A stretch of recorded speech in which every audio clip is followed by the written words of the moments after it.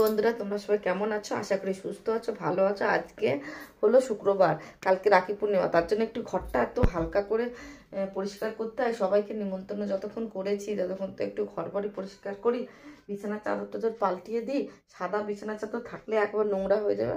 আমি ভেবেছি নতুন একটা বিছানার চাদর পাতবো, আমি না থাকা এটাই যথেষ্ট, মানে পুরনটাই যথেষ্ট, বেশি নতুনটা পাততে হবে না। ঘর তো কালার করা নয়, দেখতে অত সুন্দর লাগবে না।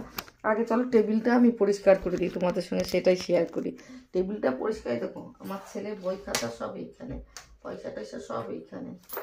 আর আমার ছেলে আর তোমাদের দাদা ভাই বড়দায় চলে গেছে, ওদের কাজ আছে। আমার ছেলের কলেজে একটু কাজের জন্য চলে গেছে।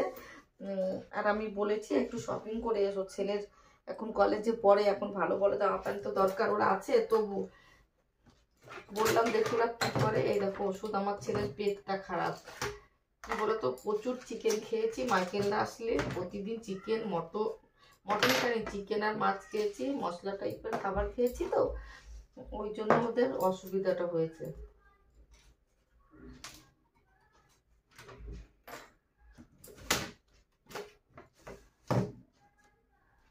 এইটা কোনো কাজের না, তবু এটা রেখে কোনো লাভ আছে? এটা আবার কিনেছে তোমাদের দাদা ভাই, চলো রেখে দিই।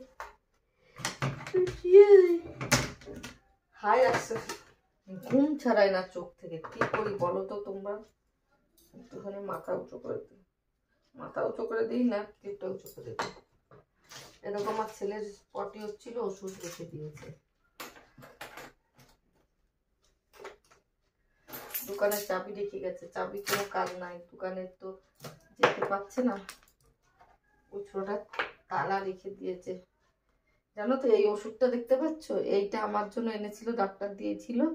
এইটা এনে মানে দরকার ছিল, এইটা বিছানার মধ্যে ছিল, বিছানায় শুয়ে পড়েছিল তোমাদের দাদুর, ভাগ্যে ফেটে লাগবে, অনেক ভাগ্য ভালো না। এরকম আমার তো থাইরয়েড গুলি, থাইরয়েড খেতে হবে না, থাইরয়েডের গুলি খেতে হবে। আমি একদিন বলছি কি যে থাইরয়েড খেতে হবে, কি বলবো মাথায় ঠিক থাকে না বাবা। এই যে আমার ছেলের ছবিটা দেখো কত দারুণ।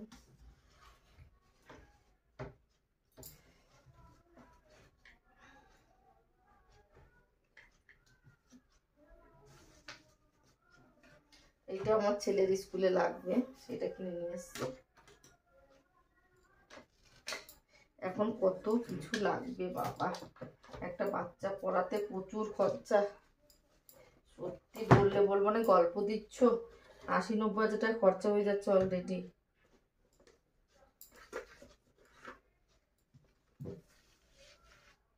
এটা ওটা কে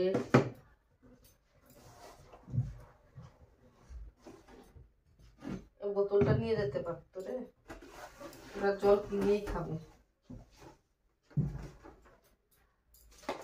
ঘড়িটাও পড়ে গেল না ছেলেটা।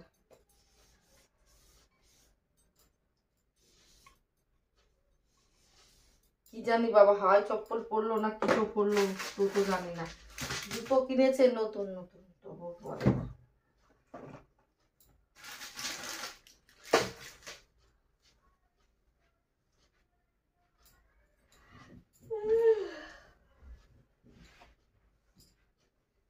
দেখো আলমারিটা একটু মুছে নিচ্ছি, কাচ আছে তো আমার আলমারি দুটোই কাচ আছে।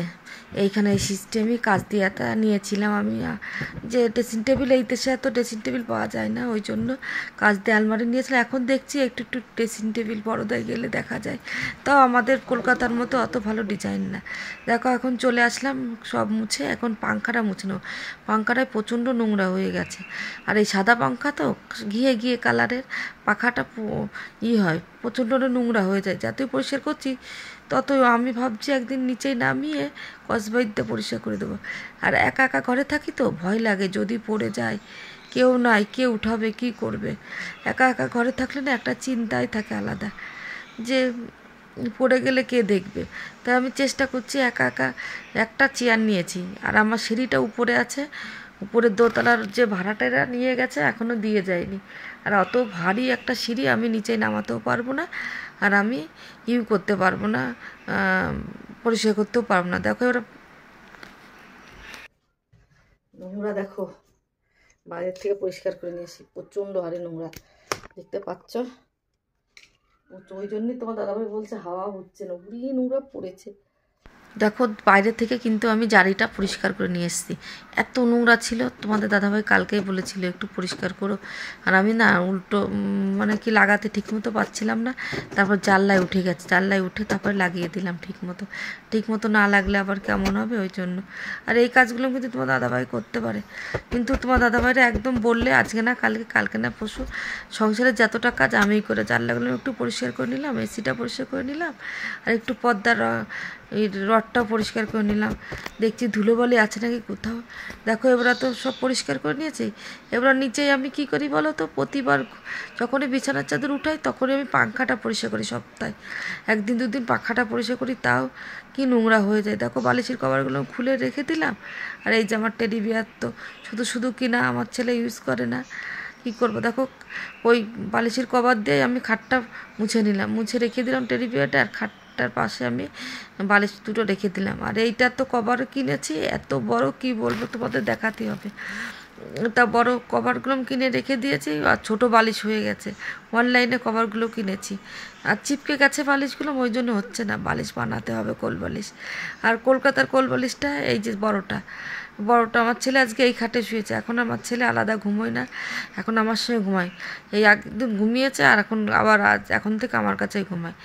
এইবারে দেখো আমি কোল বালিশের কভারটা করে নিচ্ছি, খুলে নিচ্ছি, কেন ধুয়ে রেখে দেবো। আর সবাই লোকজন আসবে তো, সাদা জিনিস রাখলে না প্রচণ্ড নোংরা হয়ে যাবে। ভাবছি ভালো করে গরম জল দিয়ে ভিজিয়ে কেচে দেবো, আর অন্য একটা পেতে দেবো। দেখো আমার হাতের নখটা আমার উঠে গেছে, তারপর কেটে নিচ্ছি। আর এই বিছানা চাদরটাও পাল্টিয়ে দিচ্ছি, দুটো একসঙ্গে আমি পাল্টানোর চেষ্টা করি। আগে তো নিজে হাতে কাচতাম, অনেকটা কষ্ট হতো, তবু একই কাজ করতাম। আর এখন ওয়াশিং মেশিনের দিকে অনেকটাই আমার আরাম হয়েছে, কষ্টটা কমে গেছে। দেখো জামাকাপড়গুলো নিয়ে চলে যাচ্ছি বাইরে। এবারে দেখো চলে আসলাম এবার ঘরটা ঝাড় দেওয়ার জন্য, পা পোছাটা উঠিয়ে দিচ্ছি। এই পা পোছাটা কী হয়েছে জানো তো, নিচের থেকে সেই কি রাবার টাইপের ছিল, ওইগুলো সব মানে মাটিতে এখন লেগে মাটি বলছি সরি, টাইলসে লেগে যাচ্ছে, একটা কি অসুবিধা। আর এখন দেখো চলে এসেছি গরম জলে, দেখো বালতিতে নিয়েছি, গরম জল নিয়েছি। এবার লিকুইডটা আনতে গেছিলাম, লিকুইডটা দিয়ে গরম জলের মধ্যে বিছানা চাদরগুলো ভিজিয়ে রাখবো, তারপরে আমি পরে ওয়াশিং মেশিনে দেবো। আর আমার দেখেছো নিচের টাইলস গোটা কেমন কালার হয়ে গেছে, কি উস্তাদি করেছি। দেখো এই সাইডটা ভাবছো তোমরা নোংরা না, ওইটা কি করেছিলাম অ্যাসিড দিয়ে পরিষ্কার করতে গেছিলাম, আমার পুড়ে গেছে, এরকম কি বিচ্ছিরি হয়ে গেছে আমার। ওই মনে হচ্ছে কি ওই টাইলসগুলো মুঠিয়ে দিই, উপরে গোলাপি আছে, আর নিচের যেটুকু আমি উস্তাদি করেছিলাম সেটা খারাপ। আর দেখো চলে আসলাম, ভিজিয়ে রেখে আসলাম বিছানা চাদরগুলো। আর দেখো খাটের নিচে কতটা নোংরা, প্রতিদিনই প্রায় পরিষ্কার করে, কোথা থেকে চলে আসে কে জানে। এ দেখো খাটের নিচে ভালো করে আজকে একটু পরিষ্কার করে নিচ্ছি, ডিপ ক্লিন করছি, বুঝেছো। বেডরুমের নিচে অনেকটা নোংরা ছিল, খাটের নিচেটা। আর যেদিনে বিছানা চাদর মাদর পাল্টাই সেই দিনে ভালো করে পরিষ্কার করার চেষ্টা করি ঘরগুলো। আর মাথার চুল যে আর তুলো ভাব এসে যায় কোথা থেকে বুঝতেই পারি না। একটু সাইডে রেখে দিচ্ছি, তারপরে ভালো করে ঝাড় দেবো। আর দরজার যে কাঠিতে না হয়, সেই ঝুল মতো ঝেড়ে নিই। আর খাটের এই সাইডে একটু খালি আছে, ওইখানটাও ঝেড়ে নিচ্ছি। দেখো খাটের নিচেগুলো ভালো করে যেটুকু আমার হাত যাচ্ছে সেইটুকু আমি পরিষ্কার করে নিচ্ছি, এছাড়া তো আর পারবো না। আর আমি মাঝে মধ্যে না ওই যেটা দিয়ে আমি ঘর মানে করি ঝুলঝারি, ওটা দিয়ে আমি থেকে পরিষ্কার করার চেষ্টা করি, কিন্তু প্রতিদিন তো আর পেরে দিই না। আমার শরীরটা তো জানোই অনেকটা খারাপ। এখন আমি দেখো তোমাদের সঙ্গে ভয়েস দিচ্ছি, আমার কিন্তু খুব কষ্ট হচ্ছে। তোমরা যদি কেউ ভালো করে একটু খেয়াল দিয়ে রাখো, আমার কথা বলতে প্রচণ্ড কষ্ট হচ্ছে। আমি না বেশি অনেকটা ঘন কথা বলছি তো, ওই জন্য আরও হাঁপিয়ে যাচ্ছি। আমার কত টাকার ওষুধ লাগছে জানো, এখন প্রচণ্ড ওষুধ লাগছে, ওষুধ খাচ্ছি, কিন্তু ততটা আরাম পাচ্ছি না, যতটা আরামের দরকার ছিল ততটা পাইনি। বন্ধুরা আমার সিঁড়িটা নিয়ে চলে গেছে উপরে, দোতলার লোক সেই 1-2 মাস হয়েছে দিয়ে দেয় না। আমি কী করে পাঙ্খা পরিষ্কার করবো, 3 তলা নয় দোতলা আছে, আমি সিঁড়ি আনতে পারবো না, এত ভার। এটাতে মুছে ফেলি, করবো বলো। আর কী রোগ হয়েছে না, মুখের মধ্যে মনে হচ্ছে সবসময় একটা সিদ্ধ সিদ্ধ গন্ধ আসছে, কিন্তু কোনো গন্ধ পাচ্ছে না, বিচ্ছিরি একটা মুখের মধ্যে লাগছে, কেমন যেন একটা বিচ্ছিরি। ওষুধ খাওয়ার পর এরকম হচ্ছে, বুঝতেই পারছে না। দেখো ঝোলটা ঝেড়ে নিচ্ছে, এদিকে চলেছিল হরঘরটাই কেমন নোংরা ছিল দেখতে পাচ্ছ। এই পাংখাটা আমার সিঁড়ি থাকলে আরও নোংরা বেরো করতে পারতো, কিন্তু সিঁড়ি উপরে আছে, তোমার দাদাভাইও বাড়ি নাই, তোমাদের দাদাভাইও বাড়ি নাই, আর ছেলে বাড়িতে নাই, উপরে যারা ভাড়া থাকে তারাও নয়, তাদেরকে নামাবো, তারা নিয়ে গেছে আর দেয় না। দেখো কি নোংরা বেরোলো খাটের নিচের থেকে। চলো এখন সোফাটা পরিষ্কার করে দিই, ঘরটা ছাদ দিয়ে দিই। এখন বাজে 11টা। তাড়াতাড়ি রান্না কি করব, ছেলে আর ছেলের বাবা চলে গেছে বড়দায়, এখন কি করব রান্না বুঝতে পারছি না। তারপরে সোফাটা গুছাবো।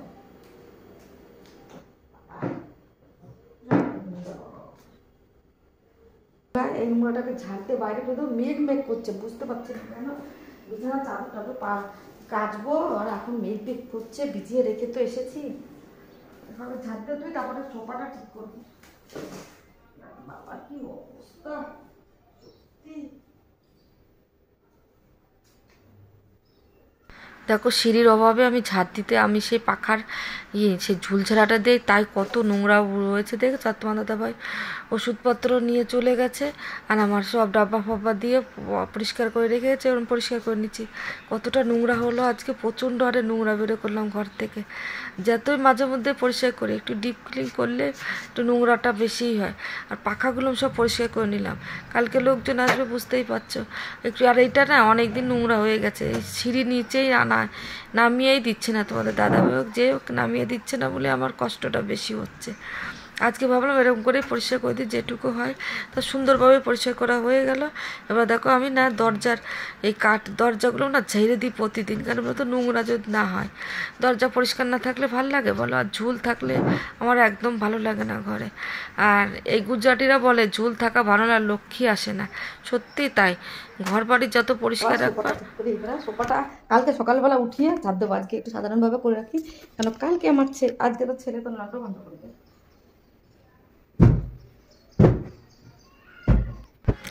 দেখো সোফাটা ভালো করে মানে কালকে আর একটু করবো সকালবেলা যখন লোকজন আসার আগে, তার আগে একটু আজকে একটু সাধারণভাবে করে রেখে দিচ্ছি। আর আমার ছেলে রাত্রিবেলা সোফার উপরেই মানে কি বলবো, দিন রাত্রির 24 ঘন্টায় ও একবার বেডরুম, একবার হলঘর, একবার আমাদের দুটো বেডরুমই নোংরা করবে।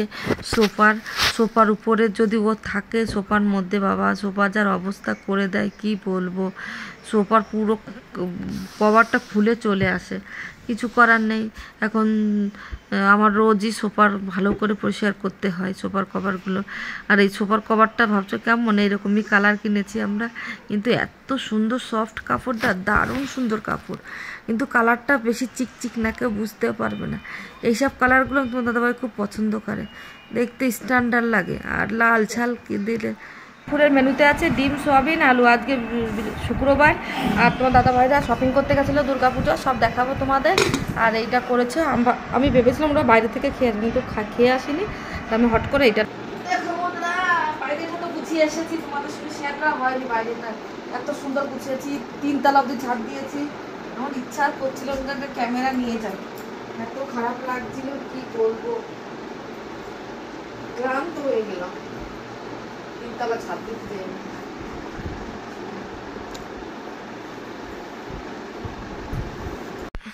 তাকে ওরা বিছানার চাদরটা পেতে দিই, সব কিছু তো রেডি হয়ে গেছে, খাওয়া দাওয়া কমপ্লিট করে এসেছি, এবার বিছানার চাদর পেতে দিই। তোমার দাদাভাই ঘুমোবে, বুঝতেই পারো তোমার দাদাভাই দুপুর হলেই ঘুমাতে হবে, আর আমার আগে বলবে তুমি বিছানা গুছিয়ে দাও। চলে আসলাম বিছানা চাদরটাই করতে, পেতে দিতে, আর ভালোও লাগবে দেখতে। সঙ্গে সঙ্গে পাতিনি, কিন্তু একটু পরে এসে পেতে দিলাম, যে সুন্দর করে পেতে গুছিয়ে দিই। দেখো গুছিয়ে নিয়েছি, দেখতে পাচ্ছ। রান্না বান্না করে খাওয়া দাওয়া কমপ্লিট, সবটা দেখাতে পারিনি। আমার ছেলে তোমাদের দাদাভাই দুজনে চলে এসছে। দেখো বারান্দাটা ওই ইটাও ঢেকে দিলাম, বেডটা ঢেকে দিয়েছে, আর এইখানে একটা চাদর পেতে দিয়েছি। এরকম থাক, জামাপানগুলো শুকাতে লাগুক, আমি ততক্ষণ খাওয়া দাওয়ার বাসনগুলো মেজে গ্যাসটা পরিষ্কার করে ঘরটা মুছে স্নান করব। চলো দেখতে থাকো। চটি রাখার এই ভয়তে কি বলো তো, তোমার দাদাভাই বলে এরকম গুছিয়ে রাখবা, চটি ফটির মধ্যে সাপ টাপ, এখন বর্ষাকাল তো ওই জন্য এরকম গুছিয়ে রাখছি। এই যে আমার ছেলের চটি, জুতো বললাম না কিটো কিনেছে, কিছু দেখাতে পারিনি। এখন গ্যাসটা পরিষ্কার করে বাসন কটা মাঝে ওই আজকে আমি 3 তলার উপরে গেছিলাম না পরিষ্কার করতে, আমি এমনি সিঁড়ি উঠতে পারি না, আর আমার যেন কষ্টটা বেশি হচ্ছে, হাঁপিয়ে যাচ্ছি। তার জন্য দেখো এখন এই কাজটা করে নিই, তারপর আবার ঘর মুছবো, অনেক কাজ আছে। স্নান আজকে আবার বড়দের যেমন কী বল মাথা বসলো, মাথার মধ্যে চুল কাটছে আমার। চলো দেখতে থাকো।